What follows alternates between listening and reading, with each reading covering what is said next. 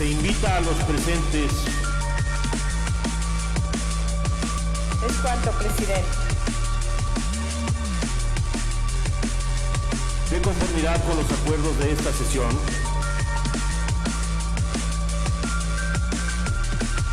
Cierres al sistema electrónico.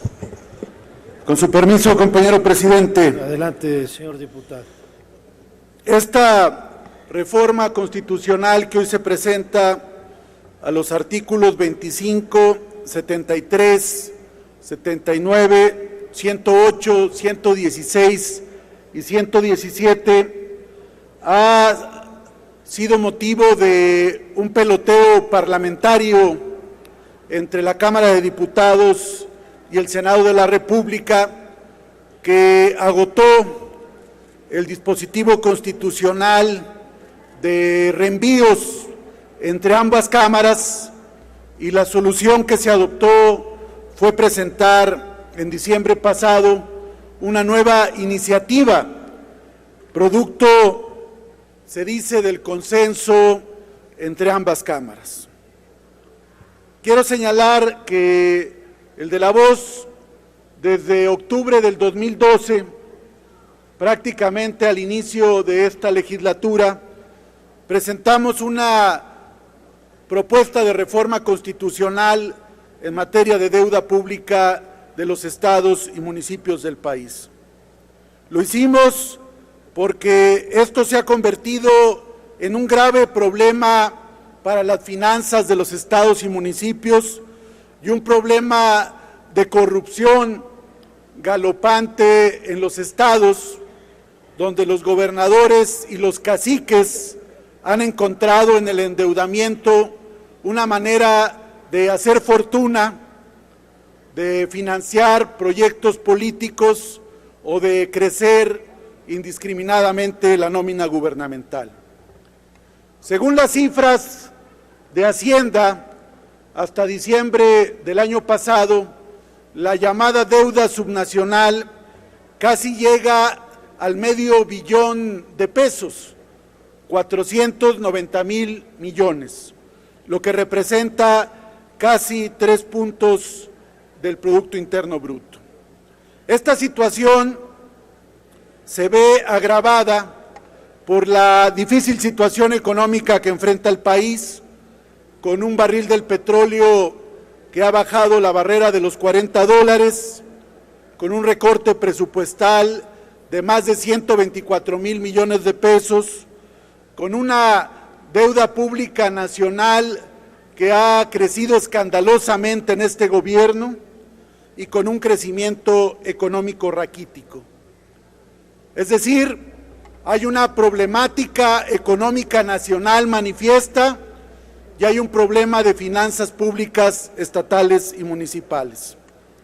Este crecimiento descomunal de la deuda de estados y municipios se debe fundamentalmente a la falta de monitoreo y de leyes efectivas para parar esta sangría y estos endeudamientos criminales, pero también a que la división de poderes en los estados es prácticamente inexistente y las legislaturas locales se han convertido en legitimadoras acríticas de los endeudamientos de los ejecutivos locales.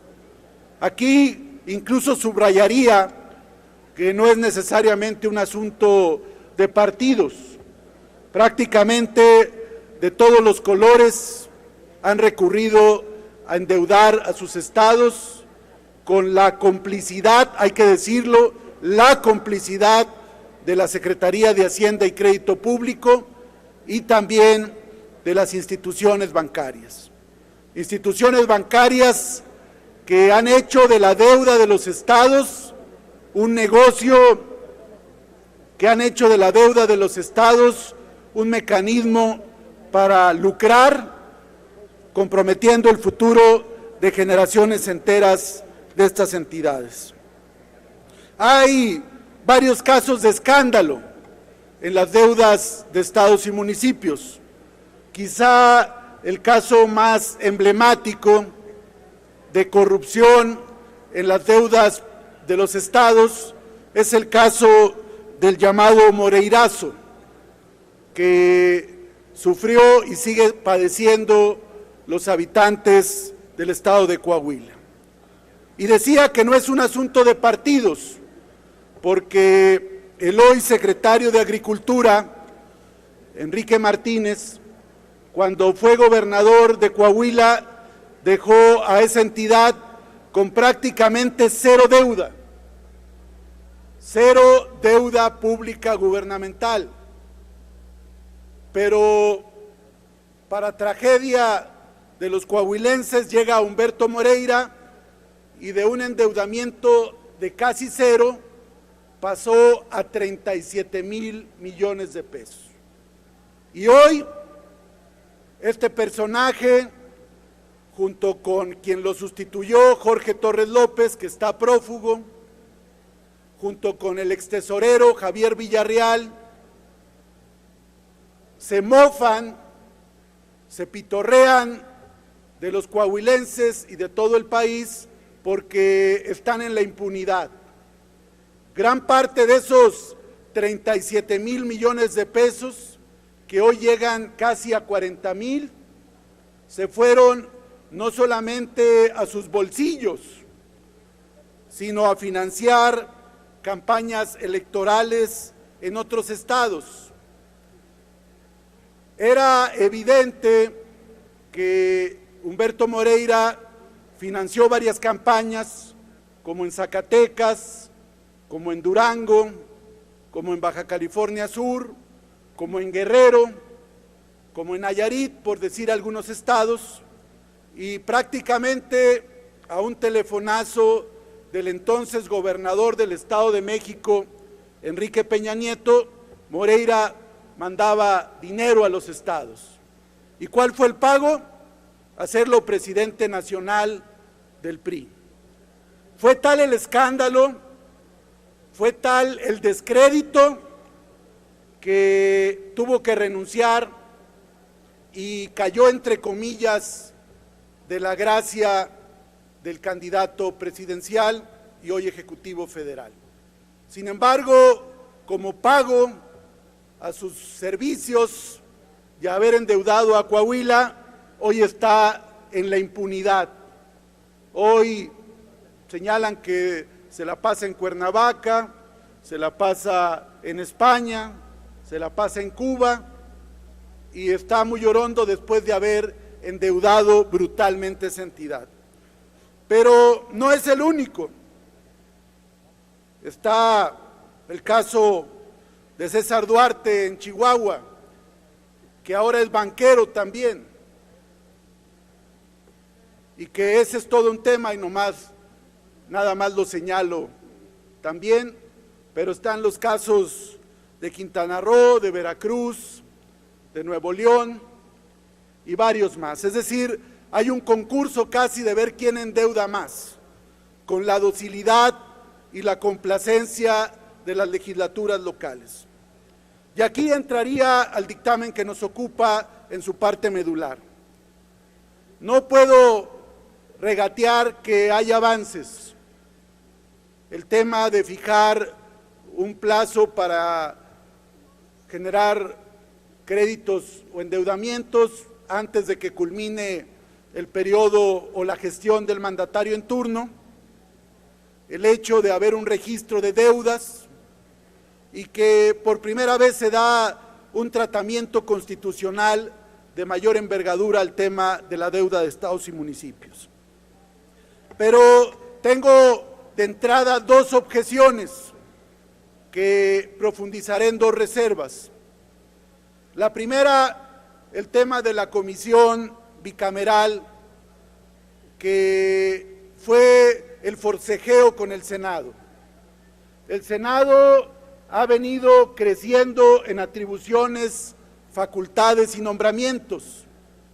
Hay ya una desproporción entre la Cámara de Diputados, que es la que representa al pueblo, y la Cámara de Senadores, que en teoría es la que representa a los estados. Se están engolosinando, nombran magistrados, ministros, consejeros, y ahora le metieron mano a una facultad exclusiva de la Cámara de Diputados que tiene que ver precisamente con este tema. Incluso hay que señalar que presentaron una iniciativa que violaba el artículo 72, inciso H, que claramente señala que la Cámara de Origen, tratándose de impuestos, contribuciones y empréstitos, tiene que ser la Cámara de Diputados. Pues bien, se salieron con la suya y están planteando una comisión bicameral para revisar el tema de las deudas de estados y municipios.